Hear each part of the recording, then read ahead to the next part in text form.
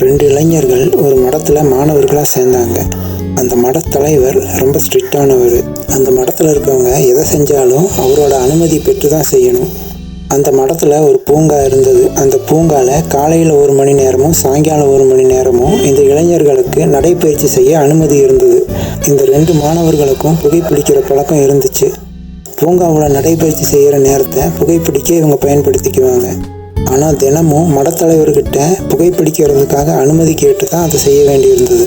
ஒரு நாள் புகைப்பிடிக்க அனுமதி கேட்டப்போ ஒரே ஒரு மாணவனுக்கு மட்டும் அந்த மடத்தலைவர் அனுமதி மறுத்துறாரு. அந்த மாணவன் சோகமாக பூங்காவுக்கு வரான். அங்கே வந்து அந்த இன்னொரு மாணவன் புகைப்பிடிச்சிக்கிட்டு இருக்கான். இவனுக்கு ஒரே ஆச்சரியம். புகைப்பிடிச்சிக்கிட்டு இருந்த அந்த மாணவன்கிட்ட போய், உனக்கு மட்டும் எப்படி அனுமதி கொடுத்தாரு மடத்தலைவர் அப்படின்னு கேட்குறான். புகைப்பிடிச்சிக்கிட்டு இருந்த மாணவன் சிரிச்சுக்கிட்டே, நீ என்ன சொல்லி அனுமதி கேட்ட, அதை முதல்ல சொல்லு, அதுக்கப்புறம் நான் சொல்கிறேன் அப்படிங்கிறான். பூங்காவில் தியானிக்கும் போது நான் புகைப்பிடிக்கலாமான்னு சொல்லி அனுமதி கேட்டேன், அதுக்கு அவர் மறுத்துட்டாருன்னு சொல்லி புகைப்பிடிக்க அனுமதி மறுக்கப்பட்ட மாணவன் சொல்கிறான். புகைப்பிடிச்சிக்கிட்டு இருந்த மாணவன் சிரிச்சுக்கிட்டே பதில் சொன்னான். நீ தியானிக்கும் போது புகைப்பிடிக்கலாமான்னு கேட்டேன், உனக்கு அனுமதி மறுத்துட்டாரு. நான் அதையே தலைகீழாக கேட்டேன், புகைப்பிடிக்கும் போது தியானிக்கலாமான்னு சொல்லி எனக்கு அனுமதி கொடுத்துட்டாரு. தியானித்தல்ங்கிற ஒரு நல்ல விஷயத்த செஞ்சுக்கிட்டு இருக்கப்போ புகைப்பிடித்தல் அப்படிங்கிற ஒரு கெட்ட விஷயத்தையே கூடயும் செய்யலாமா நீ அனுமதி கேட்ட, அதனால் உனக்கு அனுமதி மறுத்தாரு. நான் அப்படி இல்லை.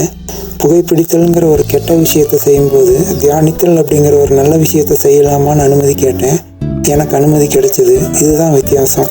நம்ம கேட்கறது கிடைக்கிறதும் கிடைக்காததும் நம்ம கேட்கிற முறையில் தான் இருக்குன்னு சொல்லி அந்த மாணவன் இன்னொரு மாணவனுக்கு புத்திமதி சொன்னான், புரிய வச்சான். பிரியமானவர்களே, நாம் இறைவனிடம் எதையாவது வேண்டுகிற போது நம்ம எந்த விதத்தில் வேண்டுறோம் அப்படிங்கிறதுல நம்ம தெளிவாக இருக்கணும். கலாத்தியர் 6ஆம் அதிகாரம் 7ஆம் வசனம் என்ன சொல்லுதுன்னா, ஏமாந்து போக வேண்டாம், இறைவனை ஏமாற்றி தப்ப முடியாது. ஒருவன் எதை விதைக்கிறானோ அதையே அறுவடை செய்கிறான். எதை விதைக்கிறாயோ அதையே அறுக்கிறாயின்னு பைபிளில் சொல்லியிருக்கு.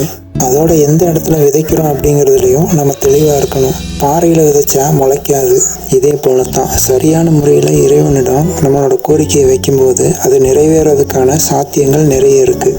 அதாவது சரியானதை சரியான இடத்துல விதைச்சிட்டு ஒரு விவசாயி எப்படி அறுவடைக்காக காத்திருக்கிறாரோ அதே மாதிரி தான் சரியான விதத்தில் நம்மளோட கோரிக்கையை வச்சுட்டு அது நிறைவேறதுக்காக நாமளும் காத்திருக்க வேண்டியிருக்கு.